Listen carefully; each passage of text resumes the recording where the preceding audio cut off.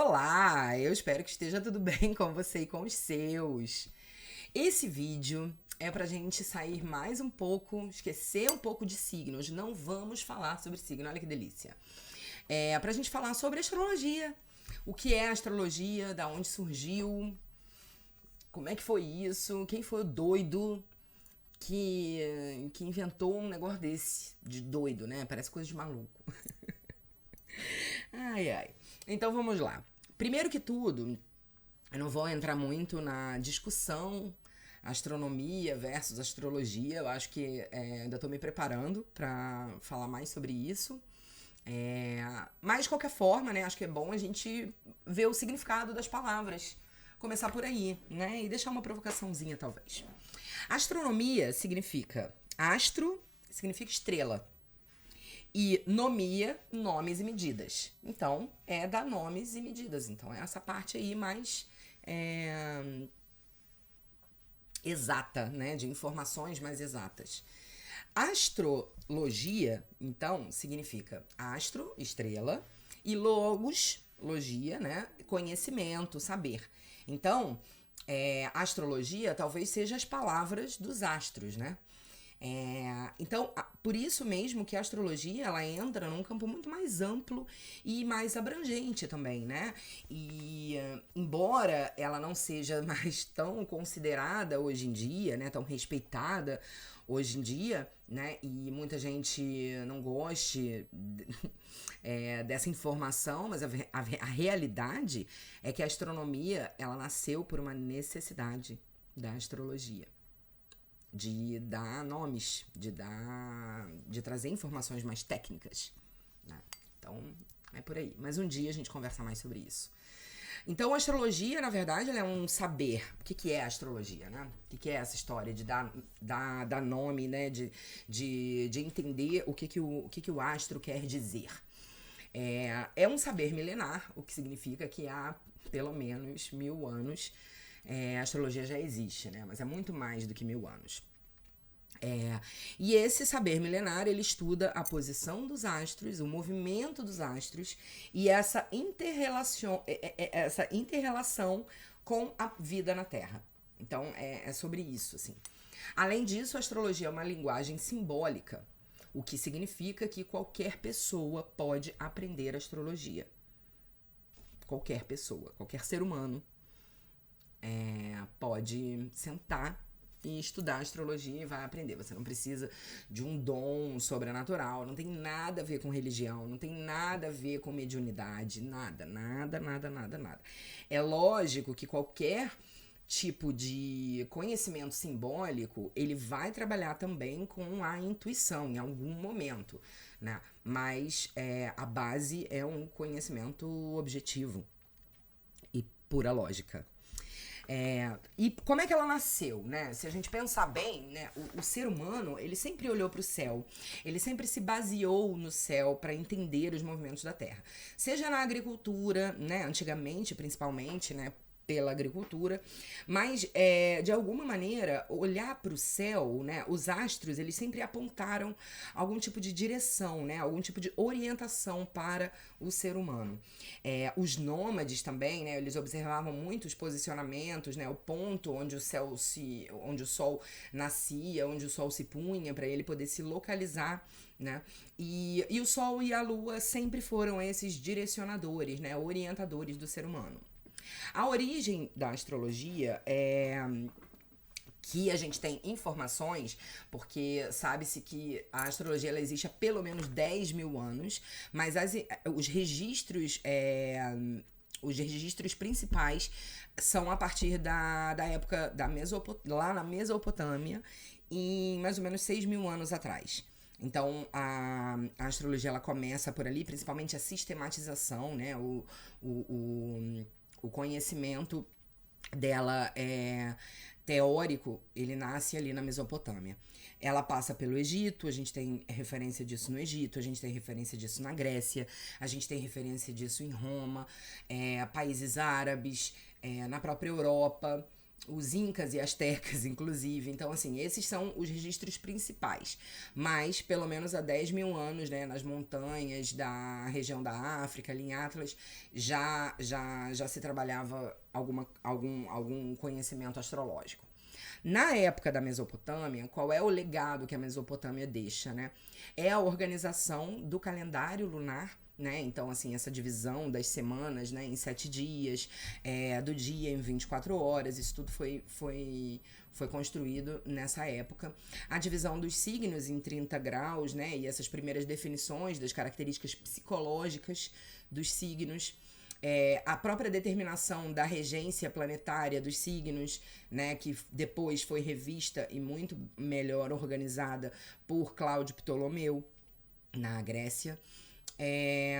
A determinação da divisão dos signos por decanatos também aconteceu na Mesopotâmia. E a divisão do céu nas faixas, né, que deram o conceito da própria eclíptica, que é o registro do caminho que o Sol faz ao redor da Terra, né? O pai da astrologia, né, o cara que transmitiu o princípio básico que traz que a astrologia traz nos seus conceitos, foi o Hermes Trismegisto. O Hermes Trismegisto foi um cara ótimo, né? Mas assim, ele não se sabe muito bem até se ele existiu, né? Mas as leis, né, os princípios que ele deixou foram princípios muito importantes. Para a astrologia, o princípio principal é o princípio da correspondência, que fala que o que acontece em cima acontece igual embaixo. Então, se existe uma lei que rege o funcionamento no plano cósmico e no plano terrestre, então é essa correspondência que acontece. O que acontece? Se tem um movimento de um astro no céu, existe uma correspondência de uma atitude, de um comportamento ou de um evento na Terra. Assim na Terra como no céu. É daqui que sai esse conceito. Outro princípio muito importante, outra lei, né, do Hermética, é a lei da causa e efeito, que também é muito, muito conhecida. Mas existem várias outras, depois vocês procurem, tem um livro, inclusive, que fala sobre isso, ai, eu não vou saber falar o nome disso. Kybalion. Na Grécia, o que aconteceu, né? Foi a época que a astrologia se uniu, né? Se aliou à filosofia e à mitologia, né? E, obviamente, ela foi muito enriquecida com esses conhecimentos. Pra gente aprender a astrologia se a gente relacionar os signos com os mitos gregos, a gente entende muito melhor até o que acontece na nossa própria vida, assim, é assustador.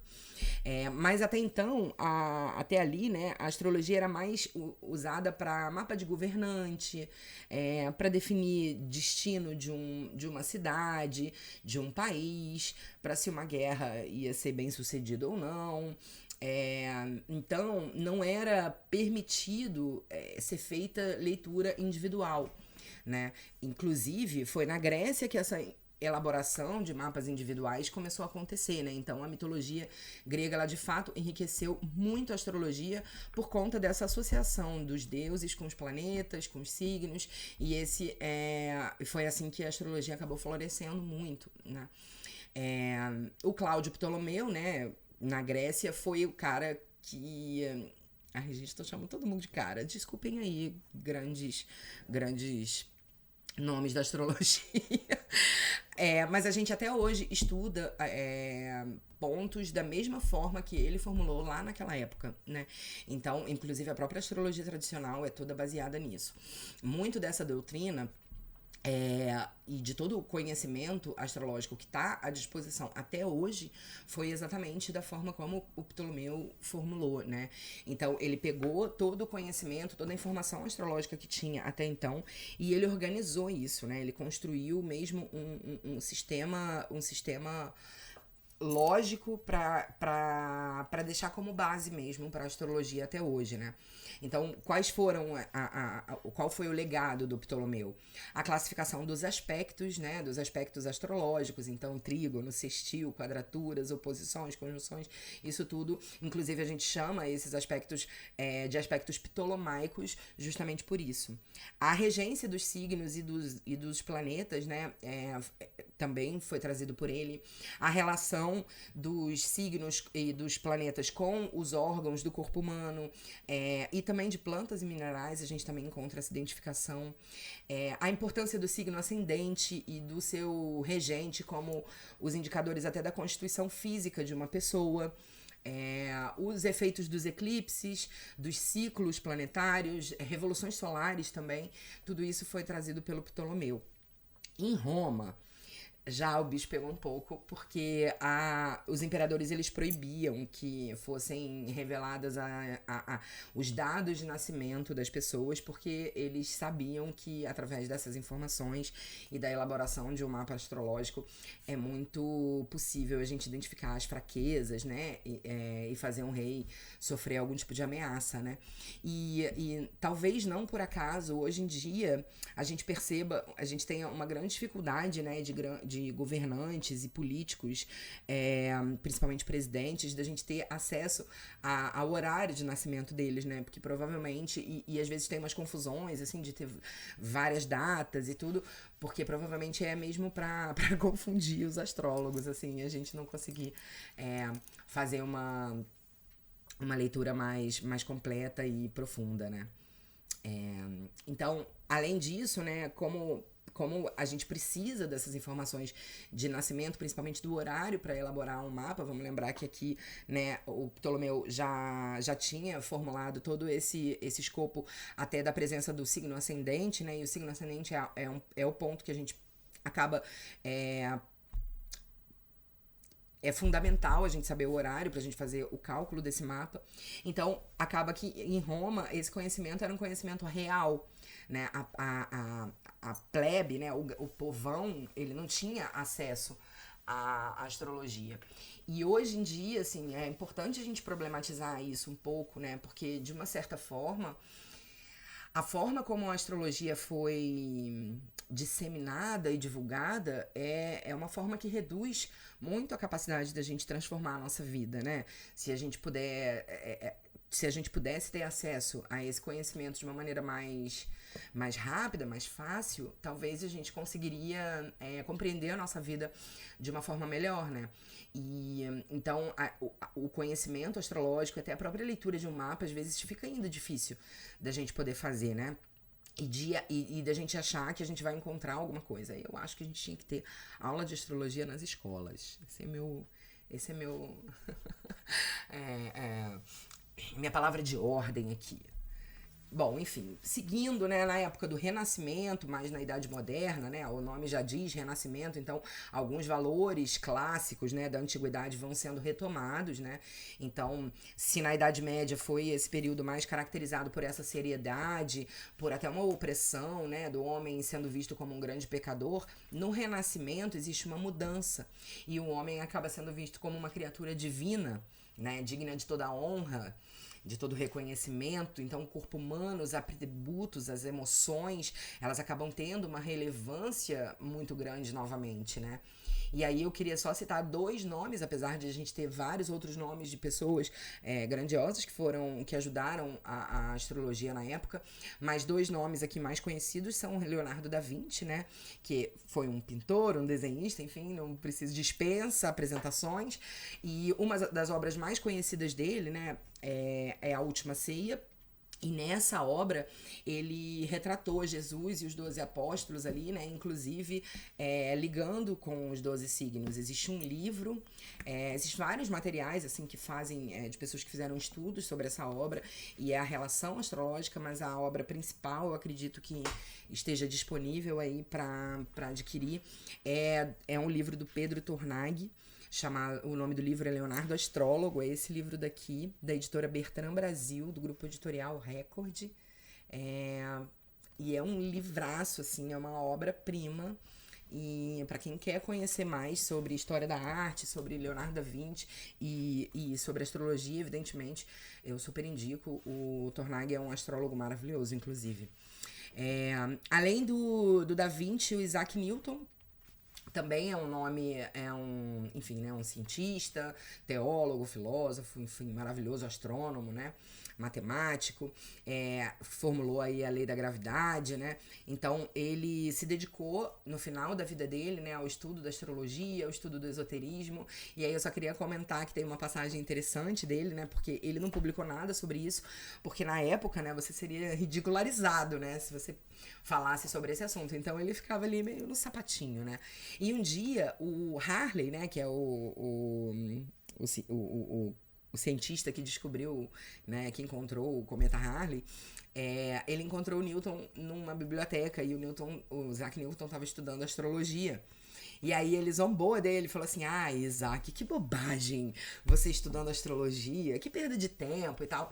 E aí e eu acho que a resposta do Isaac Newton pra ele vale até hoje, sem dúvida nenhuma, né? Ele pergunta pro Harley assim: Harley, você estudou astrologia? Aí o Harley responde: não. Ele falou assim: não, porque eu estudei, então depois que você estudar astrologia a gente conversa, né?